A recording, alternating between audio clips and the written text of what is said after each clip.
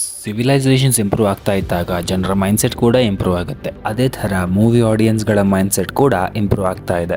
Cinema ಅಂದರೆ stars ಅಂದರೆ cinema ಅಂತಿದ್ದಂಥ audience ಇವಾಗ ಕತೆ ಚೆನ್ನಾಗಿದ್ರೆ ಮಾತ್ರ ಗುರು ಥಿಯೇಟರ್ಗೆ ಬರೋದು, ಇಲ್ಲ OTTಗೋಸ್ಕರ ವೇಟ್ ಮಾಡೋಣ ಅಂತ ಹೇಳ್ತಾ ಇದ್ದಾರೆ. ಈ ಚೇಂಜು ಪಾಸಿಟಿವ್ ಕೂಡ ಹೌದು, ನೆಗೆಟಿವ್ ಕೂಡ ಹೌದು. ಪಾಸಿಟಿವ್ ಯಾಕಂದರೆ ಈ ಥರ ಮಾಡೋದ್ರಿಂದ ನಮ್ಮ ಸಿನಿಮಾದವರು ಸ್ಟೋರಿ ಮೇಲೆ, ಮೇಕಿಂಗ್ ಮೇಲೆ, ಆ್ಯಕ್ಟಿಂಗ್ ಮೇಲೆ ಜಾಸ್ತಿ ಫೋಕಸ್ ಮಾಡ್ತಾರೆ.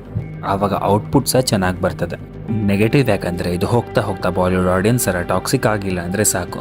ಯಾಕಂದರೆ ಚೆನ್ನಾಗಿಲ್ಲದೆ ಇರೋ ಮೂವೀಸ್ ಬಂದರೆ ಹೇಟ್ ಮಾಡ್ತಾರೆ, ಚೆನ್ನಾಗಿರೋ ಮೂವೀಸ್ ಬಂದ್ರೂ ಅವರೇ ಥಿಯೇಟರ್ಗೆ ಹೋಗಲ್ಲ. ವಿಪರ್ಯಾಸ. ಎನಿವೆ, ನಾವು ನಮ್ಮದು ಮಾತಾಡೋಣ.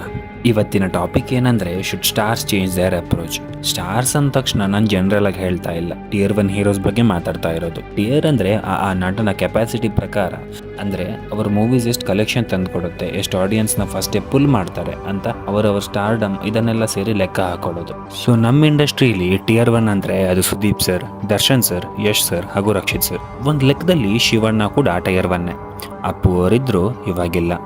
ಇದರಲ್ಲಿ ದೇವರ ದಯೆಯಿಂದ ಎಲ್ಲರೂ ತುಂಬ ಒಳ್ಳೊಳ್ಳೆ ಸಿನಿಮಾಗಳನ್ನ ಕೊಡ್ತಾ ಇದ್ದಾರೆ. ನಾನು ಇವರಿಗೆಲ್ಲ ಸಜೆಷನ್ ಕೊಡೋಷ್ಟು ದೊಡ್ಡವನಲ್ಲ, ಬಟ್ ಒಬ್ಬ ಕನ್ನಡ ಸಿನಿಮಾ ಅಭಿಮಾನಿಯಾಗಿ ಒಂದಿಷ್ಟು ಸಲಹೆಗಳನ್ನ ಕೊಡಬಹುದು ಅನ್ನೋದು ನನ್ನ ಅನಿಸಿಕೆ.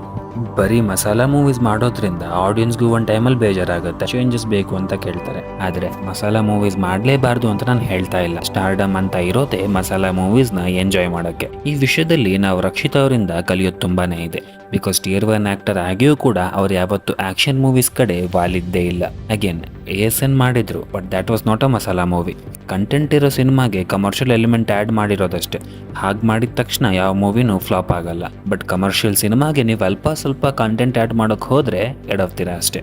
ಬಿಕಾಸ್ ಸ್ಟಾರ್ಡಮ್ ಗಳಿಸೋದಕ್ಕಿಂತ ಅದನ್ನು ಉಳಿಸ್ಕೊಂಡು ಹೋಗೋದು ತುಂಬ ಮುಖ್ಯ ಹಾಗೂ ಕಷ್ಟ. ಇಲ್ಲ ಗುರು, ನಮ್ಮಿಷ್ಟ, ನಾವೇನು ಬೇಕಾದರೂ ಮಾಡ್ತೀವಿ ಅಂತ ಹೇಳಿದವರೆಲ್ಲ ಇವತ್ತು ಬಾಯ್ಕಾಟ್ ಗ್ಯಾಂಗ್ನ ಎದುರಿಸ್ತಾ ಇದ್ದಾರೆ. ಅಟ್ಲೀಸ್ಟ್ ಇವಾಗಲಾದರೂ ನಾವು ನಮ್ಮ ಸ್ಟಾರ್ಸು ಬದಲಾಗಬೇಕಂತ ಹೇಳ್ತಾ ಈ ವಿಡಿಯೋನ ಮುಗಿಸ್ತಾ ಇದ್ದೀನಿ